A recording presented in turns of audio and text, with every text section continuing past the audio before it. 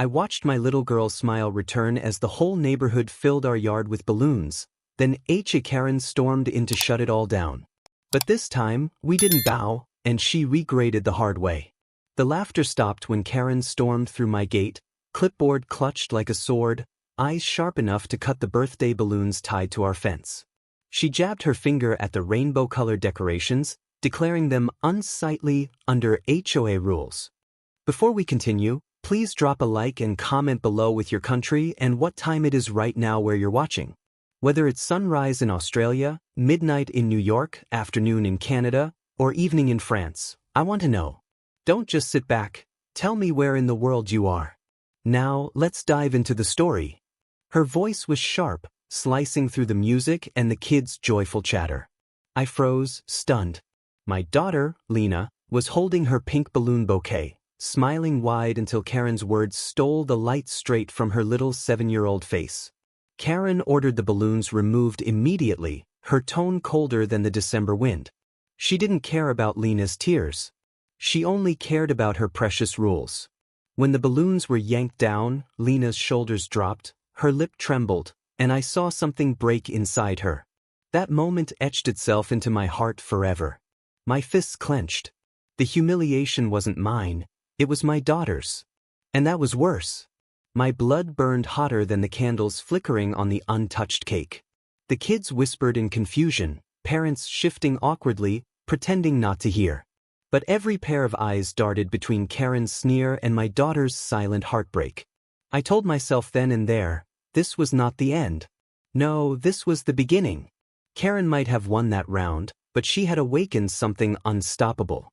As Karen strutted off, victorious in her pettiness, I looked at Lena's broken smile and swore. This neighborhood would never bow to her clipboard again. The cake candles went out, but the fire in me had just begun. A week earlier, I'd spent every evening after work blowing balloons with Lena, her laughter echoing in the garage while we planned her big girl party.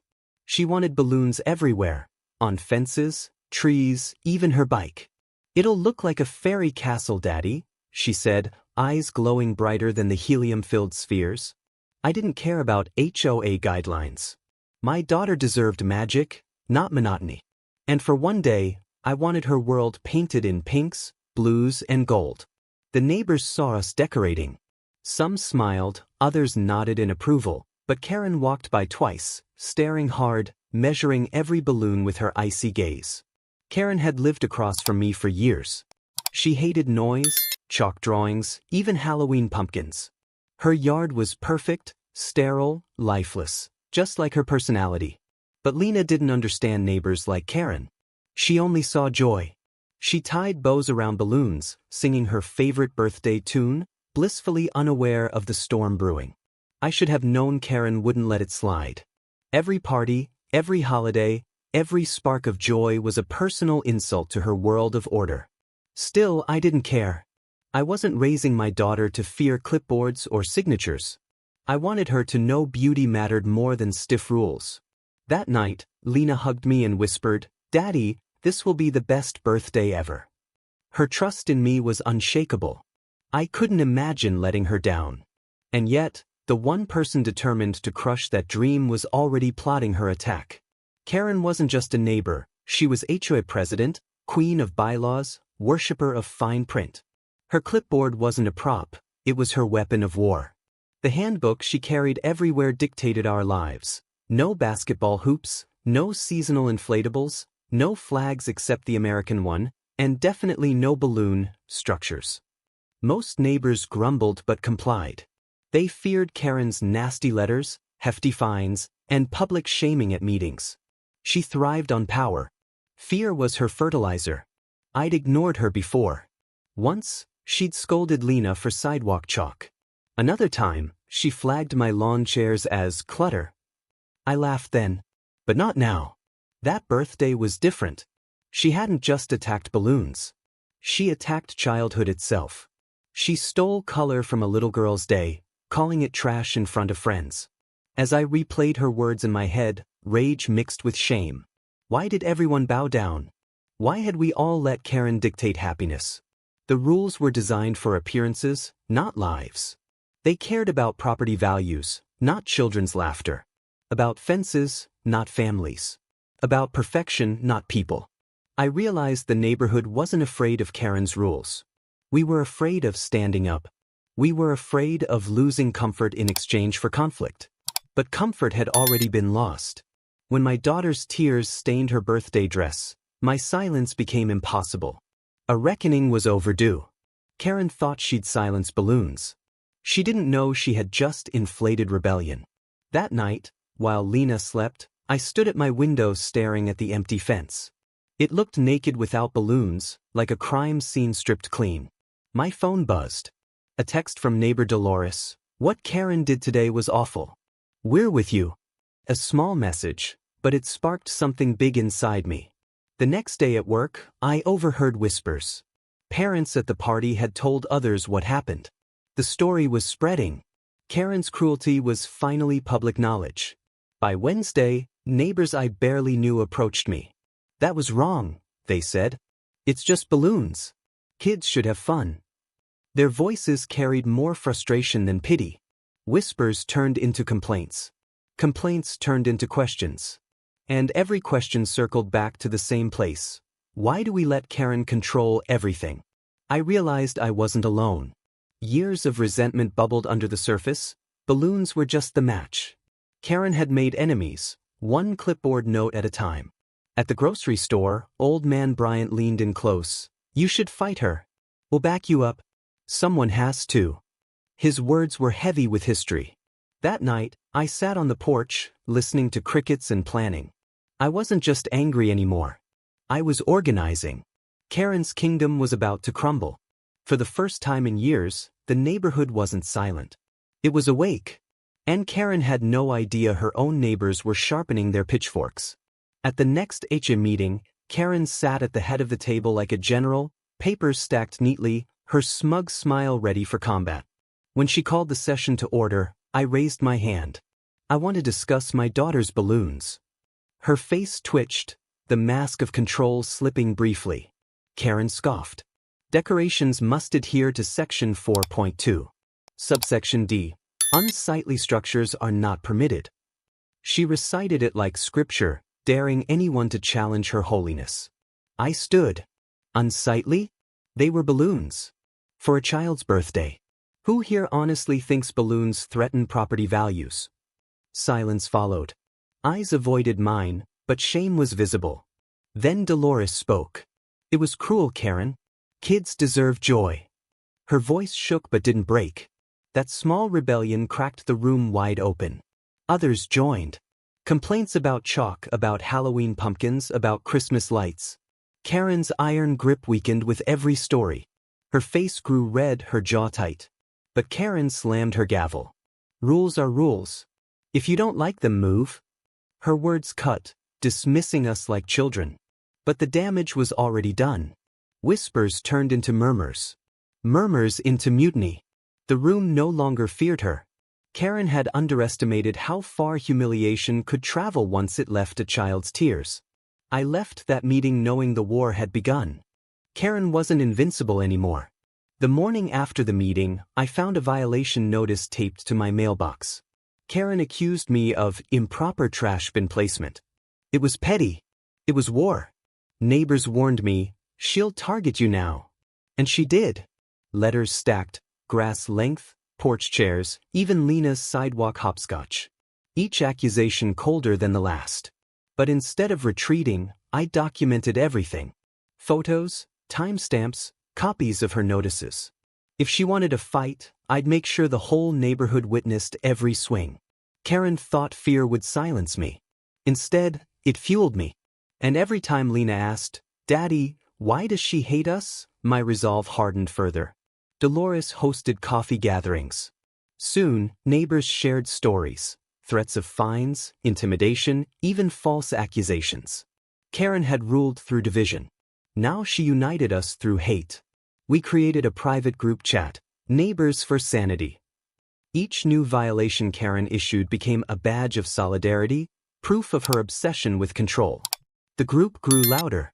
Petitions surfaced. Some whispered about recalling her presidency. The power she loved most was slipping like sand between her manicured fingers. But Karen noticed. Her glares lengthened, her walk stiffer. She wasn't just fighting me anymore, she was fighting everyone. Still, she didn't know what was coming next. 2 weeks later, Lena's disappointment still lingered. I decided to give her back what Karen stole. Not in secret. In public. Loud enough for everyone to see. We threw a second birthday celebration, right in our yard. Bigger, brighter, louder. Balloons stretched across fences, tied to trees, floating higher than HOA's reach. Neighbors came, not just kids, but parents, grandparents, everyone Karen had wronged. Each brought balloons of their own. Our block transformed into a carnival of color and defiance. Lena's eyes widened, joy restored. Daddy, it's even better this time. Her giggles were louder than Karen's clipboard could ever be. That moment healed us both.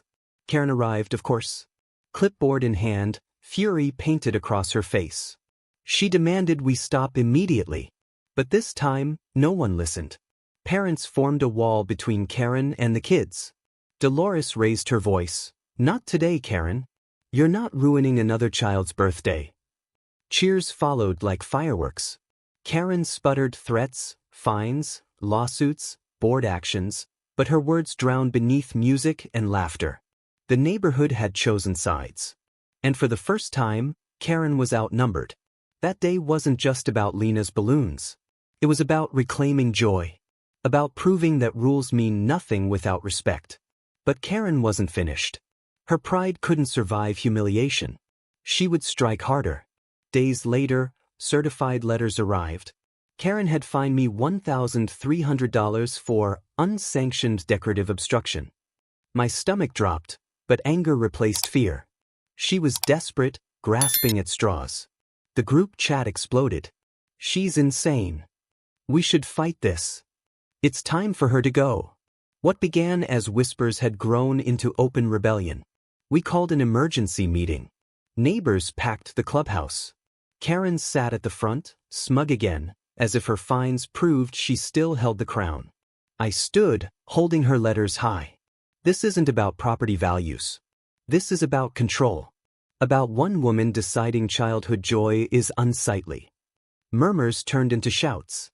Dozens of hands raised in support. Parents demanded reform. Retirees echoed complaints. Karen's face reddened as her authority crumbled beneath the weight of voices she once silenced. Her response? A tantrum. You're all ungrateful. Without me, this place would collapse.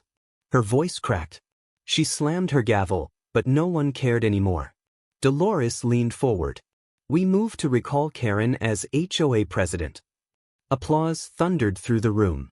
Karen's eyes darted, searching for allies, finding none. That night, petitions passed from door to door. By morning, signatures covered pages. Karen's empire was collapsing faster than she could issue fines. But her final card was yet to be played. Karen hired a lawyer. Letters threatened lawsuits, defamation claims, even police involvement. She painted herself as a victim, desperate to claw back what she had lost. But the neighborhood was united now. Everyone ignored her threats. People mowed lawns too high. Kids drew chalk rainbows. Balloons floated proudly, daring her to intervene. One evening, Karen marched to my door, shouting for Lena to stop littering with her balloons. My daughter clutched my leg, trembling but refusing to cry. I stepped forward. You've lost, Karen. The neighborhood doesn't fear you anymore. You can call every lawyer you want. But you can't take childhood. Neighbors emerged from porches, watching. Someone filmed. Karen's voice faltered, anger cracking into something closer to desperation. For the first time, she looked small, not powerful. Days later, the recall vote passed. Overwhelming majority. Karen was removed. Her reign ended not with cheers, but with relief, like finally exhaling after years underwater. Her house became silent. Curtains drawn. The once feared queen of rules reduced to whispers, jokes, and bitter glances from people who no longer bowed. But Lena's balloons still floated proudly in our yard. Symbols of victory. And in that victory, I saw something more powerful than revenge, Community reborn. Decades later, I still remember that day, the way Karen's cruelty stole Lena's joy, and how neighbors rallied to take it back. Lena's grown now, raising kids of her own. But every birthday, she fills her yard with balloons, brighter than the sun, daring anyone to challenge her joy. Sometimes she laughs, saying, "Daddy, you turned a balloon fight into a revolution." She doesn't remember the pain as much as the victory. That's how it should be. Karen moved away years later. Some say she tried another HOA, but word followed her. Her clipboard was no match for neighbors who remembered her cruelty. And me? I learned that rules mean nothing without compassion. That silence only feeds bullies. That a single balloon can topple an empire of fear. When I see balloons now, I don't just see color. I see resistance. I see Lena's smile. I see neighbors finally uniting against pettiness. Karen wanted power. She lost it. We wanted joy. We kept it. And in that trade, we built something stronger than any bylaw: trust in each other. So yes, balloons were ordered down once. But from that moment on, they never stopped rising. And neither did we.